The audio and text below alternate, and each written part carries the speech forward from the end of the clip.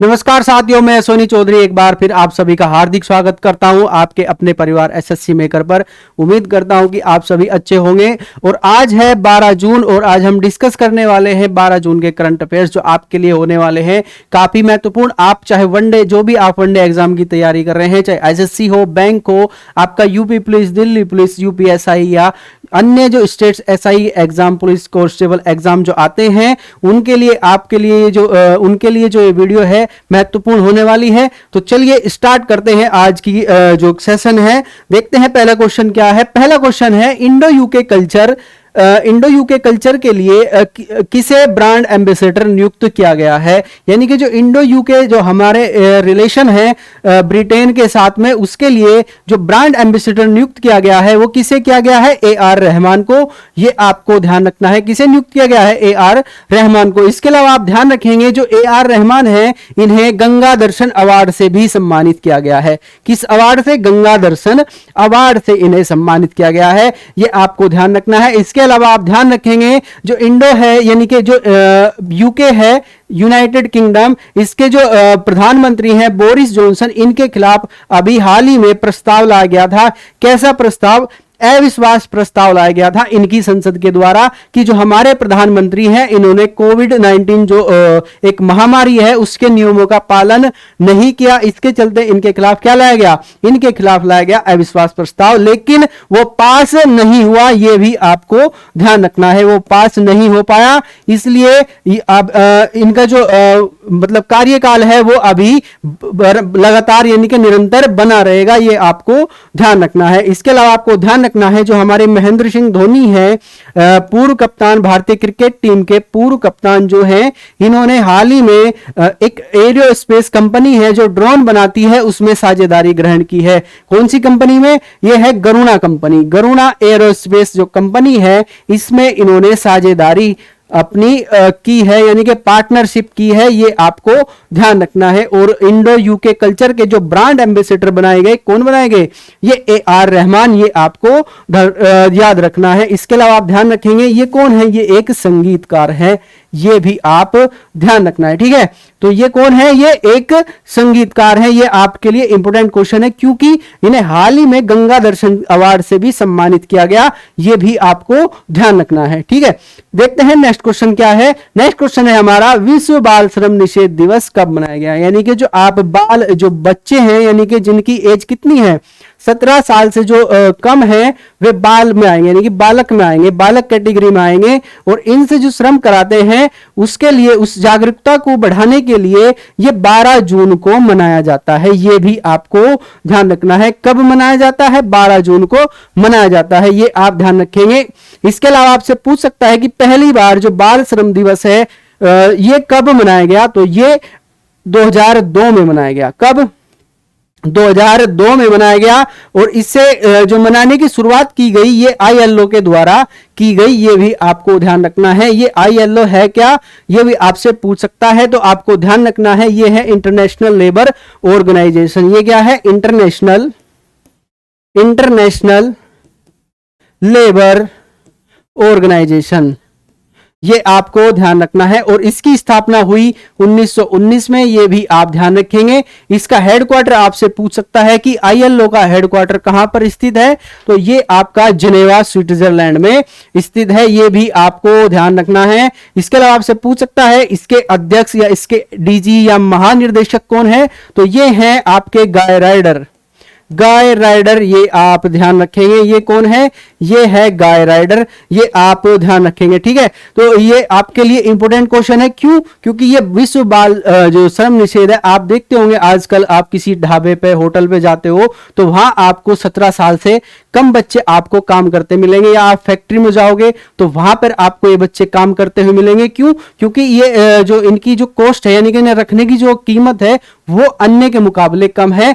कि बच्चा है, छोटा बच्चा है, इसे कम पैसे में भी इसका काम चल जाएगा। तो इसे रोकने के लिए ये विश्व बाल श्रम जो निषेध दिवस है ये मनाया जाता है। और इसकी जो शुरुआत की गई, कब की गई? ये 2002 में की गई। ये भी आपको ध्यान रखना है। और किसके द्वारा की गई? ALO के द्वारा की गई। ये आप ध्यान रखेंगे, ठीक है। नेक्स्ट क्वेश्चन है हमारा, डेवनिक नामक मिशन किसके द्वारा लॉन्च किया गया। ये बहुत इंपॉर्टेंट क्वेश्चन है क्योंकि ये एक एजेंसी के द्वारा, स्पेस एजेंसी के द्वारा लागू स्टार्ट किया जाएगा, लॉन्च किया जाएगा। तो ये डेवनिक जो मिशन है ये नासा के द्वारा, किस कंपनी के द्वारा, नासा के द्वारा लॉन्च किया जाएगा। और इस मिशन का उद्देश्य क्या है, इस मिशन का उद्देश्य है जो हमारा शुक्र ग्रह है, शुक्र ग्रह पर वातावरण का पता लगाना, यानी कि इसका वातावरण कैसा है यह पता लगाने के लिए नासा के द्वारा डेवनिक जो मिशन है यह लॉन्च किया जाएगा। और यह कब किया जाएगा, यह 2029 में लॉन्च किया जाएगा। किसके द्वारा, नासा के द्वारा। और ये जो नासा है ये अमेरिका की कंपनी है, यह भी आपको ध्यान रखना है। कहां की कंपनी है, नासा, अमेरिका स्पेस एजेंसी है, ये आप ध्यान रखेंगे। और इसकी स्थापना कब हुई, इसकी स्थापना हुई 1958 में, यह भी आपको ध्यान रखना है। और इसका जो हेडक्वार्टर है नासा का, ये कहां पर है, ये वॉशिंगटन डीसी, ये भी आपको ध्यान रखना है, वॉशिंगटन डीसी, ये भी आप ध्यान रखेंगे। ठीक है, तो ये इंफॉर्मेशन आपके लिए ज्यादा इंफॉर्मेटिव है क्योंकि एक नासा जो एक अमेरिकन कंपनी है इसके द्वारा ये ग्रह लॉन्च मिशन लॉन्च किया जाएगा। और कब किया जाएगा, 2029 में, यह भी आपको ध्यान रखना है, 2029 में से लॉन्च किया जाएगा। हमारे भारत की जो स्पेस एजेंसी है उसका क्या नाम है, उसका नाम है इसरो, यह भी आपको ध्यान रखना है, इसरो। और इसकी स्थापना कब हुई, 15 अगस्त 1969 में इसकी स्थापना हुई, यह भी आपको ध्यान रखना है। कब, 15 अगस्त 1969 में इसकी स्थापना हुई। इसके अलावा आप ध्यान रखेंगे इसका हेडक्वार्टर आपको ध्यान रखना है, इसका हेडक्वार्टर है बेंगलुरु, ये भी आपको ध्यान रखना है। और इसके जो अध्यक्ष है वे हैं एस सोमनाथन। कौन है, एस सोमनाथन, ये आपको ध्यान रखना है। ये आप चीजें सारी आपको नोट डाउन करनी है, ये आपके लिए सारी चीजें इंपॉर्टेंट है। ठीक है, तो चलते हैं नेक्स्ट क्वेश्चन की तरफ। नेक्स्ट क्वेश्चन क्या है हमारा, हाल ही में किसने गुजरात गौरव अभियान के दौरान जनजातीय जो समुदाय है इनके लिए 350 करोड़ रुपए की योजना का उद्घाटन किया। तो आपसे पूछ रहा है कि गुजरात गौरव जो अभियान है गुजरात को डेवलप करने का, इसमें जो योजनाएं चलाई गई इनका उद्घाटन किसके द्वारा किया गया, अमित शाह के द्वारा, नरेंद्र मोदी जी के द्वारा, भूपेंद्र भाई पटेल जो यहाँ के क्या है सीएम है इनके द्वारा, या हमारे रक्षा मंत्री राजनाथ सिंह के द्वारा। तो आपको ध्यान रखना है जो ये योजनाओं का उद्घाटन किया गया ये नरेंद्र मोदी के द्वारा किया गया, ये आप ध्यान रखेंगे। और आपसे पूछ सकता है कि इसका जो ये परियोजनाएं हैं इनका उद्घाटन कहां पर किया गया, तो ये जिला नवसोरी में इसका उद्घाटन किया गया, ये भी आपको ध्यान रखना है। कहां पर, जिला नवसोरी, ये आपके लिए इंपॉर्टेंट है, ये आपको याद रखना है कि किस जिले में ये जो योजनाएं हैं ये चलाई गई, इनके बेसिक विकास के लिए ये योजनाएं चलाई गई, किसके, जनजातीय समुदाय के विकास के लिए, जो इनका बेसिक है, यानी कि इन्हें स्वास्थ्य, बिजली, पानी, सड़क, ये सभी चीजें उपलब्ध कराने के लिए ये योजनाएं चलाई गई। और आपसे पूछ सकता है कि इसकी जो राशि है वो कितनी है, तो ये है 3050 करोड़ रुपए की राशि इस योजनाओं में लगाई गई, ये आपको ध्यान रखना है। ठीक है, तो किसके द्वारा, नरेंद्र मोदी के द्वारा। इसके अलावा आपको ध्यान रखना है गुजरात में रक्षा विश्वविद्यालय परिसर का उद्घाटन किया गया, कहां पर, यह किया गया गांधीनगर में, ये आपको ध्यान रखना है। इसके अलावा आप ध्यान रखेंगे आपका रक्षा विश्वविद्यालय परिसर, इसका उद्घाटन किया गया किसके द्वारा, नरेंद्र मोदी के द्वारा, और कहां पर, ये गांधीनगर में, ये आपको ध्यान रखना है। इसके अलावा आप ध्यान रखेंगे नैनो यूरिया संयंत्र का उद्घाटन किया गया, नैनो यूरिया संयंत्र का उद्घाटन भी गुजरात में किया गया, ये आप ध्यान रखेंगे। इसके अलावा आपको ध्यान रखना है हनुमान जी की 108 फीट जो मूर्ति है इसका अनावरण किया गया, किसके द्वारा, नरेंद्र मोदी के द्वारा। 108 फीट ऊंची हनुमान जी की प्रतिमा का अनावरण, हनुमान जी की, ठीक है। और ये कहां पर किया गया, ये मोराबी में किया गया, मोराबी जिले में किया गया, ये भी आपको ध्यान रखना है। इसके अलावा आप ध्यान रखेंगे जो वैश्विक व्यापार सम्मेलन है, वैश्विक पाटीदार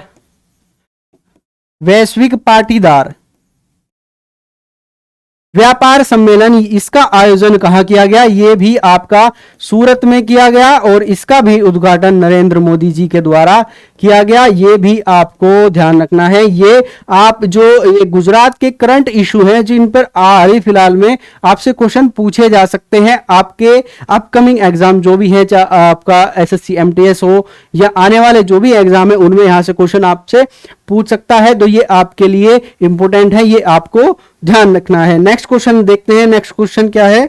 तो नेक्स्ट क्वेश्चन है हमारा, आईआईएम जम्मू कश्मीर के 5वें दीक्षांत समारोह में किसने भाग लिया। जो आईआईएम है इसके 5वां दीक्षांत समारोह आयोजित किया गया। आपसे पूछ रहा है कि इसका जो उद्घाटन है या इसका जो संबोधन है वो किसके द्वारा किया गया। तो आपको ध्यान रखना है इसका जो संबोधन किया गया वो हमारे राष्ट्रपति रामनाथ कोविंद जी के द्वारा किया गया, ये आप ध्यान रखेंगे। IIM Jammu Kashmir Indian institute of management का 5वां दीक्षांत समारोह का जो संबोधन है या उद्घाटन है ये किसके द्वारा किया गया, ये रामनाथ कोविंद के द्वारा किया गया। इसके अलावा आपको ध्यान रखना है जम्मू कश्मीर के राज्यपाल आपसे पूछ सकता है, तो ये है मनोज सिन्हा।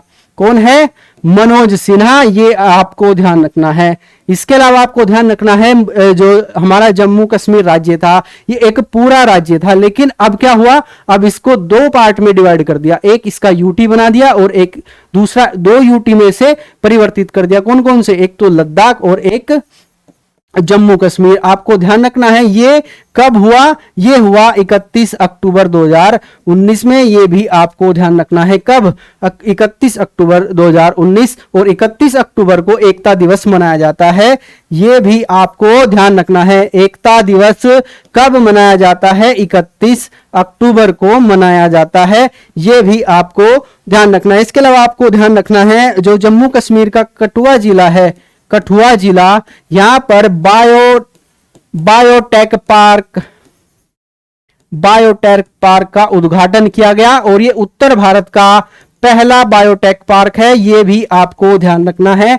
उत्तर भारत का पहला बायोटेक पार्क कौन सा है, कठुआ में बायोटेक पार्क, ये कहां खोला गया, कठुआ में, ये आपको ध्यान रखना है। इसके अलावा आप ध्यान रखेंगे जो जम्मू कश्मीर है इसकी राजधानी है श्रीनगर, और श्रीनगर किस नदी के किनारे, ये झेलम नदी के किनारे, ये भी आप ध्यान रखेंगे। किस नदी के किनारे, झेलम नदी के किनारे, ये आपसे पूछ सकता है। डल झील कहां पर है, ये भी आपकी जम्मू कश्मीर में यानी कि श्रीनगर में डल झील, ये भी आपको ध्यान रखना है। इसके अलावा आपको ध्यान रखना है कि दचीगाम, जो दचीगम नेशनल पार्क है वो कहां पर है, वो भी जम्मू कश्मीर में, दचीगम नेशनल पार्क, ये भी आपको ध्यान रखना है। तो ये सारी चीजें आपके लिए इंपॉर्टेंट है, ये साथ के साथ आप नोट डाउन की आपको करना है, आपसे पूछी जाएंगी, ये आपको ध्यान रखना है। प्रीवियस क्वेश्चन आप एक बार उठा के देखोगे तो ये सारी चीजें आपको कहीं ना कहीं आपको मिलेंगी। तो ठीक है, ये आप ध्यान रखेंगे कि जो 5वां दीक्षांत समारोह है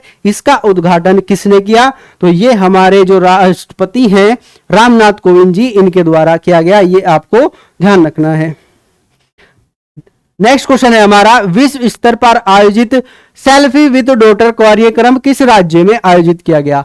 यानी कि जो सेल्फी विद डॉटर कार्यक्रम है ये किस राज्य में आयोजित किया गया, इसे ध्यान से समझना। ये जो सेल्फी विद डॉटर कार्यक्रम है ये हरियाणा राज्य में चालू किया गया था।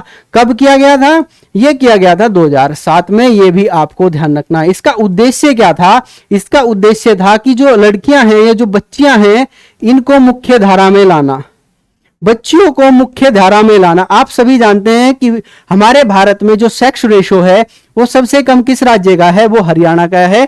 अगर पता है कि हरियाणा जो स्टेट है यहाँ एक ऐसा समाज विकसित है, अगर उसे पता है कि गर्भ में बच्ची है तो उसका वो भ्रूण हत्या करा देते हैं, ये आप सभी जानते हैं। तो इस चीज को बढ़ावा देने के लिए कि लड़कियों की हत्या ना हो, वे अपना विकास कर सके या मुख्य धारा में आ सके, पढ़ाई के क्षेत्र में आगे बढ़ सके, खेल के क्षेत्र में आगे बढ़ सके, इन सभी चीजों को देखते हुए ये जो कार्यक्रम चलाया गया, ये चलाया गया जिंद जिला, आपने सुना होगा, एक जिंद जिला पड़ता है हरियाणा में, जिंद के बीबीपुर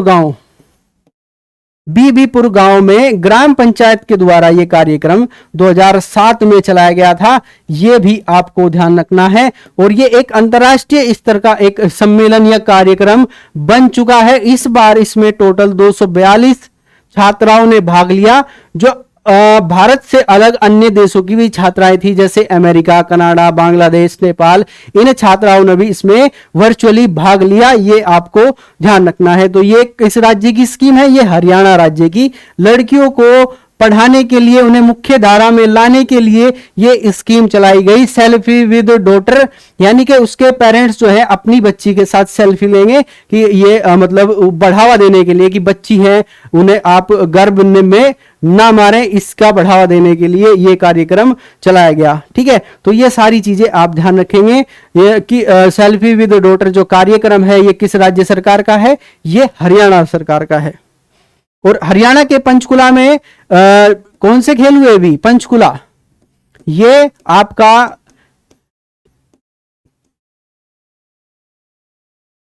पंचकुला में जो आयोजित किए गए खेल ये हैं आपके खेलो इंडिया यूथ गेम।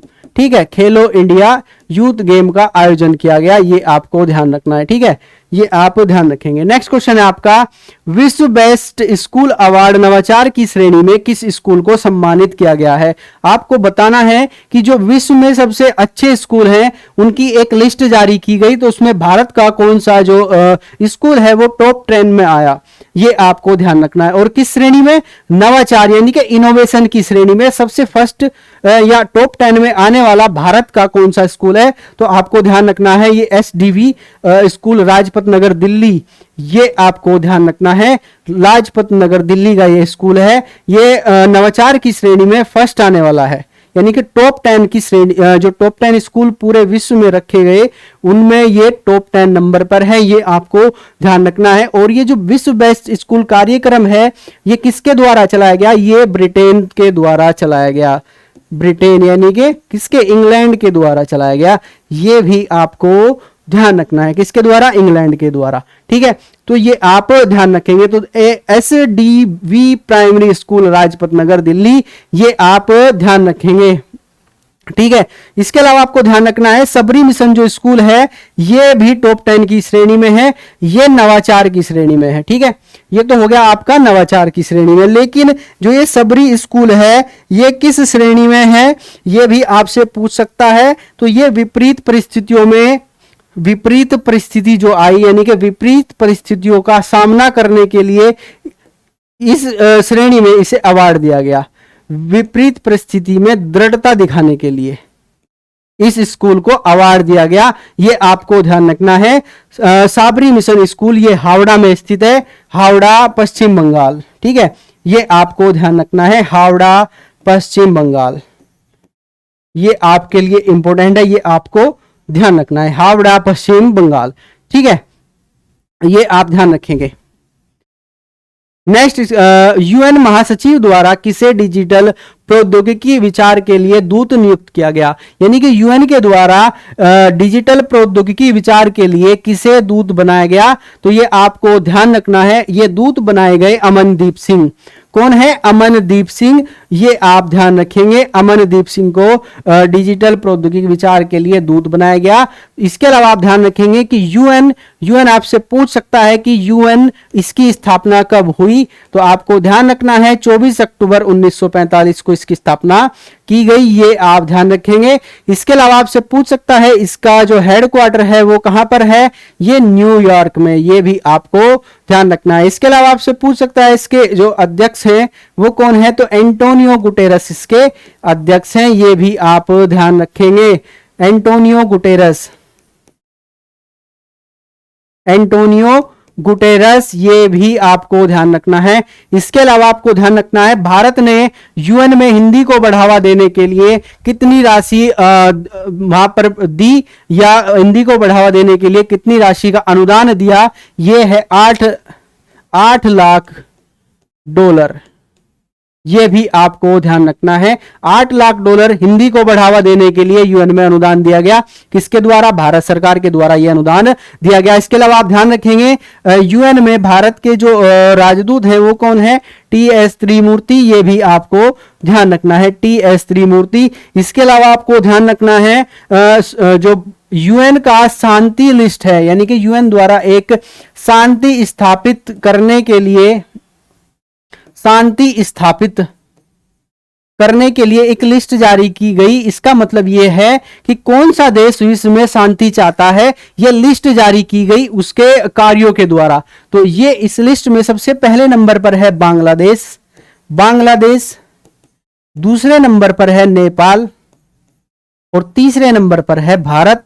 यह भी आपको ध्यान रखना है कि शांति स्थापित करने में सबसे अग्रणीय भूमिका निभाने वाले जो देश हैं वो कौन कौन से हैं। तो ये है बांग्लादेश, नेपाल और भारत। ये मोस्ट इंपोर्टेंट क्वेश्चन है, ये हाल ही में अभी न्यूज में था, ये भी आपको ध्यान रखना है, ये भी आपको नोट डाउन करना है। ठीक है, तो ये आप ध्यान रखेंगे कि जो हमारे महासचिव नियुक्त किए गए, महासचिव के द्वारा जो राजदूत नियुक्त किए गए डिजिटल प्रौद्योगिकी के लिए वो कौन है, वे हैं अमनदीप सिंह। इसके अलावा आप ध्यान रखेंगे गीता गोपीनाथ, ये IMF आपने सुना होगा, IMF इंटरनेशनल मॉनिटरिंग फंड की ये क्या है, ये उप प्रबंधक निर्देशक हैं। ये भी आपको ध्यान रखना है, उप प्रबंधक निर्देशक कौन है, ये है गीता गोपीनाथ। ये भी आपको ध्यान रखना है। इसके अलावा आप ध्यान रखेंगे डेविड बेकम, ये है आपके यूनिसेफ जो बच्चों के लिए काम करती है उसके गुडविल एम्बेसडर।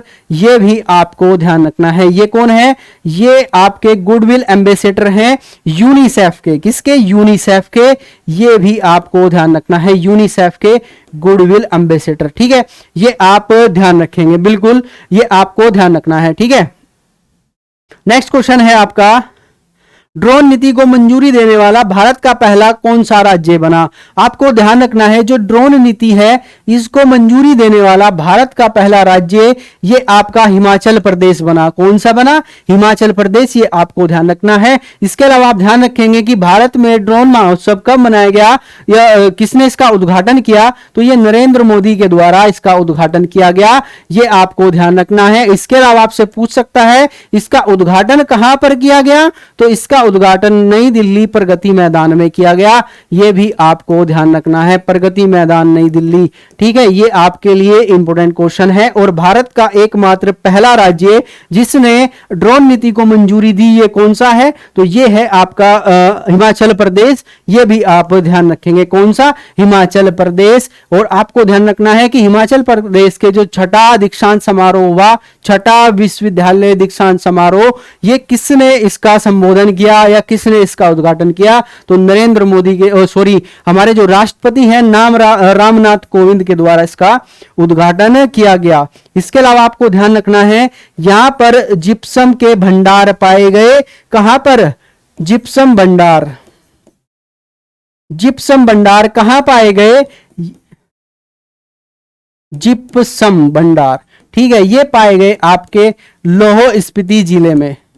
ये आपको ध्यान रखना है, लाहौल स्पीति जिले में जिप्सम भंडार पाए गए। ये आप ध्यान रखेंगे। ठीक है, जिप्सम भंडार कहां पाए गए, लाहौल स्पीति जिले में। ये आपको ध्यान रखना है। इसके अलावा आपको ध्यान रखना है हिमाचल प्रदेश के आपसे मुख्यमंत्री पूछ सकता है जयराम ठाकुर। ये भी आप ध्यान रखेंगे, जयराम ठाकुर। इसके अलावा आपको ध्यान रखना है यहाँ की जो राजधानी है धर्मशाला, धर्मशाला ये शीतकालीन राजधानी, शीतकालीन राजधानी ये धर्मशाला। और ग्रीष्मकालीन राजधानी आपसे पूछ ले तो ये है शिमला। कौन सी, शिमला।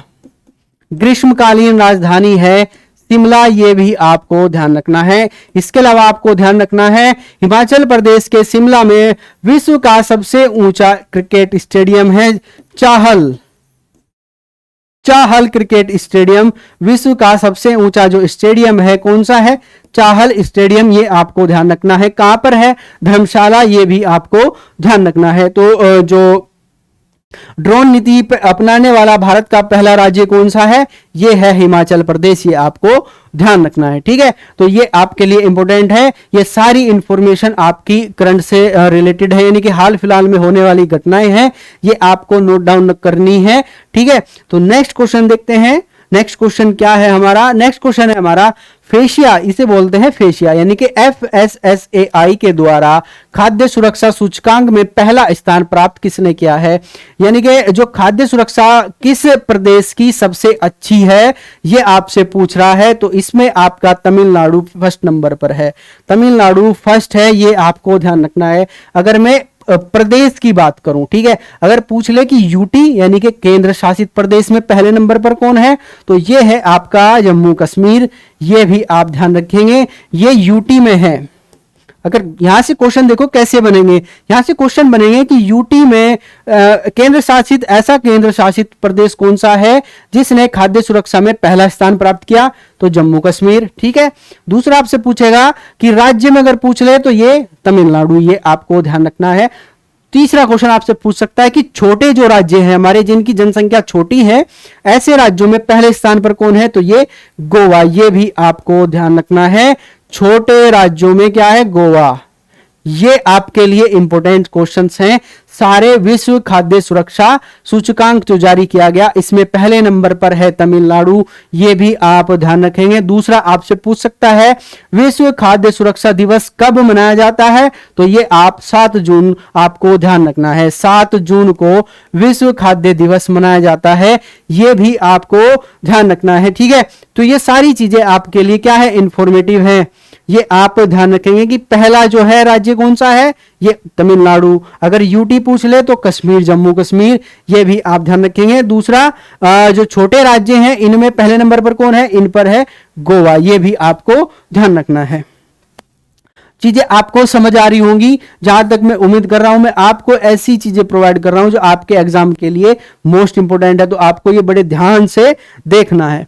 नेक्स्ट क्वेश्चन है आपका, NHIDCL राजमार्गों के लिए नवीन विचार और प्रौद्योगिकी पर किसके साथ समझौता ज्ञापन पर हस्ताक्षर किए हैं। यानी कि जो NHIDCL है, ये एक कंपनी है जो राजमार्ग निर्माण करती है, यानी कि जो राष्ट्रीय राजमार्ग है उनका निर्माण करती है। तो ये आपसे पूछ रहा है कि ऐसी कौन सी प्रौद्योगिकी, यानी कि हमारी जो यूनिवर्सिटी है इनके साथ इसने किसके साथ समझौता किया, तो इसने IIT रुड़की के साथ समझौता किया। ये रुड़की है, ठीक है, IIT रुड़की के साथ समझौता किया। और किसके लिए समझौता किया, कि राजमार्गों में नवीन विचार, यानी कि नई नई टेक्नोलॉजी हम क्या क्या ऐड कर सकते हैं, ये इसे प्रोवाइड करेगी कौन, IIT रुड़की। ये आप ध्यान रखेंगे। और ये भारत की सबसे पहली मतलब सबसे पहला क्या है, प्रौद्योगिकी विश्वविद्यालय। आपसे पूछ लेगा कि भारत की सबसे पहला संस्थान कौन सा है, तो ये है IIT रुड़की, और इसकी स्थापना हुई थी 1847 में।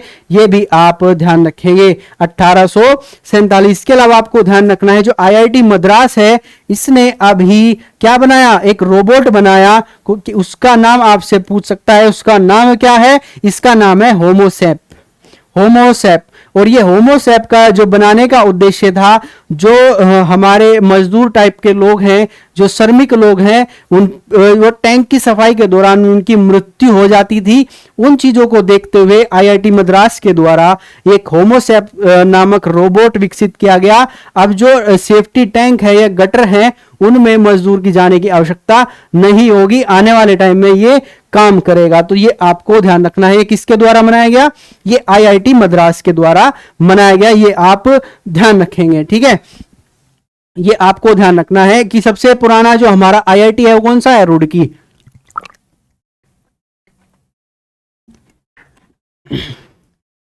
IIT रुड़की। नेक्स्ट क्वेश्चन, हाल ही में हुए राज्यसभा के लिए चुनाव में निर्मला सीतारमण किस सीट से जीतकर आई हैं। आप सभी जानते हैं कि जो हमारी वित्त मंत्री है वो कौन है, ये है निर्मला सीतारमण।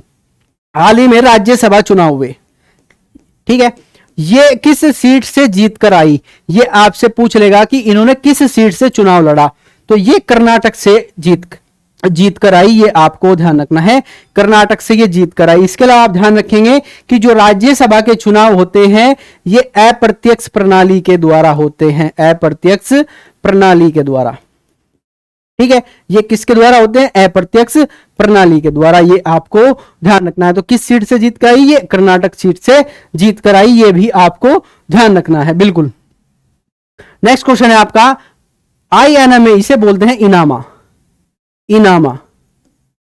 इनामा द्वारा आयोजित ग्लोबल मीडिया अवार्ड में ब्रांड कैटेगरी प्रकाशन वैन इंडिया वेंट साइलेंट के लिए दैनिक जागरण को कौन से पुरस्कार मिला, या कौन से नंबर पर ये रहे, तो इन्हें ये पहला पुरस्कार मिला, फर्स्ट, ठीक है, प्रथम पुरस्कार मिला, ये आपको ध्यान रखना है, प्रथम पुरस्कार मिला। अगर मैं दैनिक जागरण की बात करूं तो दैनिक जागरण की स्थापना, ये जो प्रकाशन है ये 1942 में स्टार्ट हुआ और किसके द्वारा? पूर्णचंद्र के द्वारा, पूर्णचंद्र गुप्त के द्वारा ये स्टार्ट किया गया, ये भी आपको ध्यान रखना है। इसके अलावा आपसे पूछ सकता है कि वर्तमान में इसके संपादक कौन है, तो इसके संपादक हैं आपके संजय गुप्त, संजय गुप्त, ये भी आप ध्यान रखेंगे। और संजय गुप्त को हाल ही में गंगा दर्शन अवार्ड दिया गया।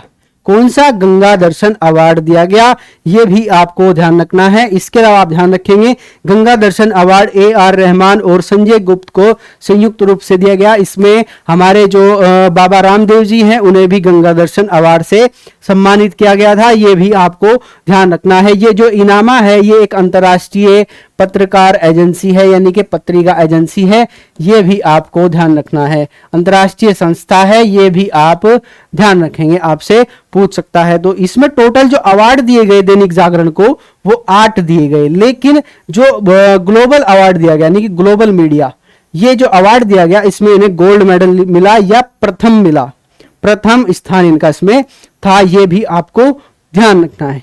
ठीक है, ये आप ध्यान रखेंगे। नेक्स्ट क्वेश्चन है आपका, ये कुछ स्टैटिक्स के क्वेश्चन है, आपके करंट के जो क्वेश्चन थे अब है कुछ स्टैटिक्स के क्वेश्चन जो आपके UPSSC वीडियो या लेखपाल के एग्जाम में आए हुए क्वेश्चन थे, वो मैं आपके लिए लेकर आया हूं। 1927 की बटलर कमेटी का उद्देश्य क्या था?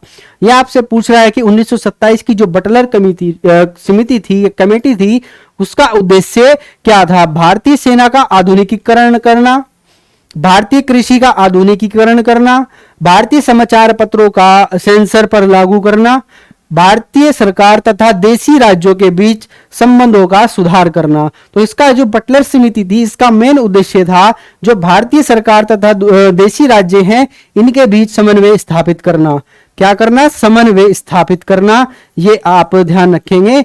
दो बटलर समिति का जो उद्देश्य था वो क्या था कि दोनों के बीच में क्या करना? एक समझौता या एक समन्वय स्थापित करना। ये आपके लिए इंपॉर्टेंट है, आपसे पूछ लेगा कि बटलर कमेटी जो थी ये कब आई थी? ये 1927 में आई थी, ये भी आपको ध्यान रखना है। ठीक है, तो ये आप ध्यान रखेंगे कब आई? 1927 में। नेक्स्ट क्वेश्चन है, स्वदेशी आंदोलन शुरू किया गया था, यानी कि आपसे पूछ रहा है कि जो स्वदेशी आंदोलन है यह शुरू किया गया था, किस लिए शुरू किया गया था? Swadeshi movement was started by Bengal विभाजन के विरोध में, भारतीय माल उपभोग प्रोत्साहित करने के लिए, जलियांवाला बाग में भारतीयों की हत्या के विरोध में, भारत में एक उत्तरदायी सरकार तथा बनाने की ब्रिटिश सरकार की असफलता के कारण। तो आपको बताना है कि जो ये स्वदेशी आंदोलन था ये क्यों शुरू किया गया था। तो आप ध्यान रखिएगा ये जो स्वदेशी आंदोलन है ये भारतीय माल के उपयोग को प्रोत्साहित करने के लिए, यानी कि जो स्वदेशी आंदोलन के क्रांतिकारी थे या स्वतंत्रता सेनानी थे उनका ये कहना था कि आप सेल्फ डिपेंडेंट हो। जो आज भी भारत सरकार का जो नारा है वो क्या है? सेल्फ डिपेंडेंट, यानी कि स्वदेशी, आप खुद के देश का बना हुआ सामान यूज करें। उस टाइम पे भी यही था कि जो भारतीय हैं ये ब्रिटिश सरकार का क्या करें? ये बहिष्कार करें, उनके सामान का बहिष्कार करें। आप खुद का बना हुआ सामान पहने, आप खुद के बनाए हुए कपड़े पहने, आप खुद के बनाए हुए जो विश्वविद्यालय हैं या स्कूल हैं या जो भारतीय अध्यापक हैं वहां पढ़ें। ये स्वदेशी आंदोलन का एक उद्देश्य था, ये आपको ध्यान रखना है।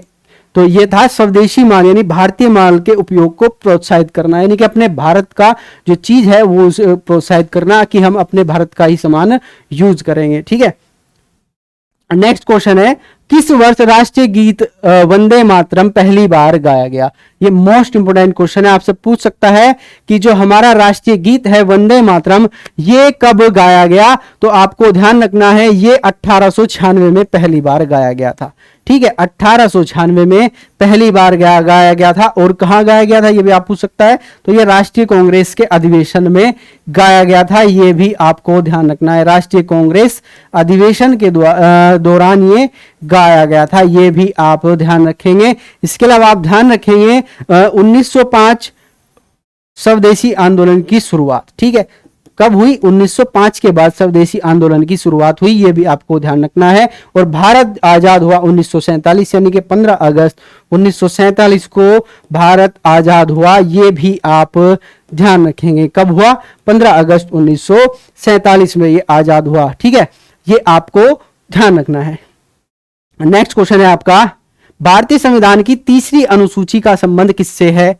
The third schedule of the Indian constitution deal with, यानी कि जो तीसरी अनुसूची है इनका संबंध किससे है? राज्यसभा में प्रतिनिधित्व से, शपथ तथा प्रतिमान से, भाषाओं से, महत्वपूर्ण पदाधिकारी के वेतन से। जो ये तीसरा शेड्यूल है ये आपको ध्यान रखना है, राज्यसभा में प्रतिनिधित्व से संबंधित है, ये आप ध्यान रखेंगे। किससे? राज्यसभा में प्रतिनिधित्व, यानी कि राज्यसभा में राज्यों का कितना प्रतिनिधित्व होगा, ये किससे संबंधित है? राज्यसभा में राज्यों का कितना प्रतिनिधित्व होगा। जैसे आप मान के चलो यूपी एक बड़ा स्टेट है तो इसका प्रतिनिधित्व कितना होगा। दूसरा मणिपुर, गोवा, नागालैंड, मिजोरम, ये कैसे हैं? ये छोटे स्टेट हैं, इनका प्रतिनिधित्व कितना कितना होगा, या यहां से सीटें जो होंगी वो कितनी होगी, इन सभी का जिक्र कहां पर है? ये अनुसूची में है, ठीक है, ये आप ध्यान रखेंगे। और भारतीय संविधान में जो अनुसूची है वो टोटल कितनी अनुसूचियां हैं? तो ये 12 अनुसूचियां हैं, ये भी आपको ध्यान रखना है। एक चीज और आपसे पूछ सकता है कि भारतीय संविधान जो है इसमें मूल जो अनुसूचियां थी या जब लागू किया गया तो कितनी अनुसूचियां थी? ये 8 थी और 4 अनुसूचियां बाद में इसमें जोड़ी गई, ये भी आप ध्यान रखेंगे, ठीक है। तो 3 अनुसूचियों में जो क्या है, भारतीय राज्यसभा में प्रतिनिधित्व का दे रखा है कि प्रतिनिधित्व कितना होगा, राज्यों का प्रतिनिधित्व राज्यसभा में कितना होगा। दूसरा, जो भाषाएं हैं ये किस अनुसूची में वर्णित है? ये अनुसूची 8 में वर्णित है, ये भी आपको ध्यान रखना है। जो अनुसूची है ये आप ध्यान रखेंगे किसमें है? इसमें भाग 8 में, यानी कि अनुसूची 8 में भाषाएं हैं, अनुसूची 8, ये आपको ध्यान रखना है, ठीक है, अनुसूची 8। नेक्स्ट क्वेश्चन है, ये चीजें आप ध्यान रखेंगे, ठीक है। नेक्स्ट क्वेश्चन है, भारत के राष्ट्रपति की आपातकालीन शक्तियां निम्नलिखित में से किस देश की देन है? यानी कि जो हमने भारत के राष्ट्रपति को आपातकालीन शक्तियां दी हैं ये हमने किस देश से ग्रहण की है? आप सभी जानते हैं कि भारतीय जो संविधान है ये इसने जब इसका निर्मित किया गया या भारतीय संविधान का निर्माण किया गया तो जो देश की सबसे अच्छी चीजें थी, यानी कि जिस देश में जो प्रणाली सबसे अच्छी थी वो ही हमने ग्रहण की, ये आप ध्यान रखना। तो हमने जर्मनी के वीमर से राष्ट्रीय आपातकाल या आपातकालीन की शक्तियां जो थी ये हमने कहां से ली? ये हमने जर्मन से ली, ये भी आपको ध्यान रखना है। इसके अलावा आप ध्यान रखेंगे कनाडा से हमने क्या लिया? कनाडा से हमने आपका क्या लिया? ये हमने लिया ठीक है, एक कनाडा से ऑस्ट्रेलिया से हमने लिया आपका मौलिक अधिकार, मूल अधिकार हमने कहां से ग्रहण किए? ये हमने अमेरिका से ग्रहण किए, ये आप ध्यान रखेंगे। ऑस्ट्रेलिया से, सॉरी, अमेरिका से हमने लिए मूल अधिकार ऑस्ट्रेलिया अमेरिका से, और ऑस्ट्रेलिया से हमने ग्रहण किया आपका समवर्ती सूची, ये आपको ध्यान रखना है, समवर्ती सूची, ठीक है। एक बार आपको बताना है कि कनाडा से हमने क्या ग्रहण किया, ठीक है, ये आपको बताना है कि कनाडा से हमने क्या ग्रहण किया, ठीक है, ये आप बताएंगे कनाडा से हमने क्या ग्रहण किया। नेक्स्ट क्वेश्चन है आपका, निम्नलिखित संविधान की अवधारणा ने सर्वप्रथम कहां जन्म लिया? यानी कि जो लिखित संविधान है इसने सर्वप्रथम कहां जन्म लिया? कहां जन्म लिया? फ्रांस में, संयुक्त राज्य अमेरिका में, या ब्रिटेन में, या स्विट्जरलैंड में, ये आपको बताना है कि ये जन्म कहां लिया।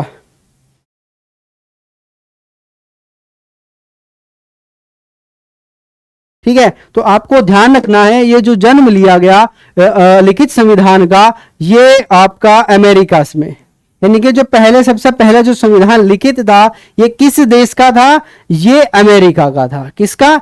अमेरिका। ये आपको ध्यान रखना है, कहां का? अमेरिका के संविधान सबसे पहला लिखित संविधान था।